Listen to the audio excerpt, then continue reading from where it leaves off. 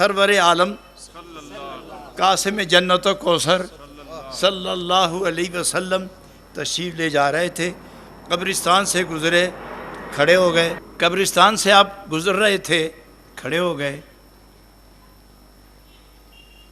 ایک قبر پر کھجور کی تازہ 2 شاخیں لے کر اس پر رکھ دی، گاڑ دی۔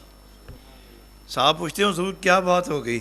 فرمایا اس کو تکلیف ہو رہی ہے، اس پر عذاب ہے، تو میں نے یہ کھجور تازہ اس لیے لگائی کہ یہ ذکر کریں گی ٹہنیاں، اور اس کا فائدہ قبر والے کو اندر پہنچے گا۔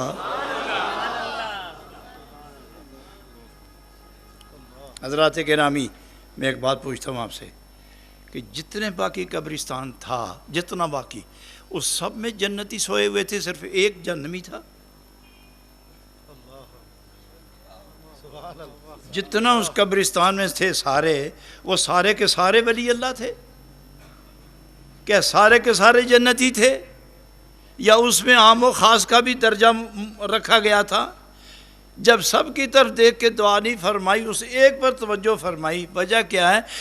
نبی پاک اگر سب کو دیکھ کر جنت دے سکتے ہیں اور جنت کی فضائیں قبروں میں اتار سکتے ہیں، تو اس ایک پر کیوں توجہ نہیں فرمائی؟ یہ تعلیم تھی امت کے لیے کہ میں رسول مختار ہو کر، میں جنت تقسیم کرنے کا مالک ہو کر بھی میں اس پر اس لیے لگا رہا ہوں کھجور کے یہ ٹہنیاں شاخیں، تاکہ قیامت تک آنے والوں اپنے مردہ لوگ جنہیں قبر میں دفن کرو، ان کو ثواب پہنچانے کا کوئی نہ کوئی ذریعہ کرتے رہا کرو،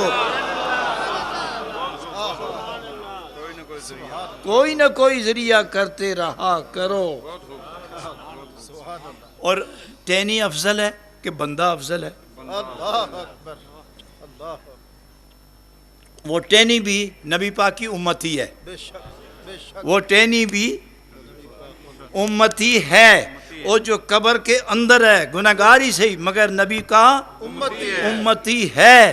ایک امتی سے دوسرے امتی کو فائدہ پہنچانے کا نبی پاک نے دستور دے دیا، ایک امتی کو دوسرے امتی